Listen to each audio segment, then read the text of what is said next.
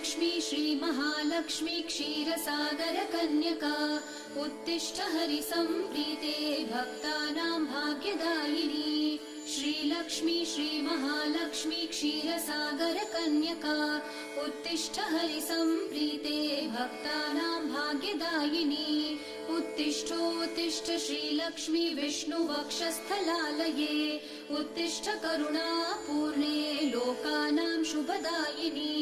उत्तिष्ठोत्तिष्ठ श्रीलक्ष्मी विष्णुवक्षस्थलालये उत्तिष्ठ करुणापूर्णे लोकानां शुभदायिनी।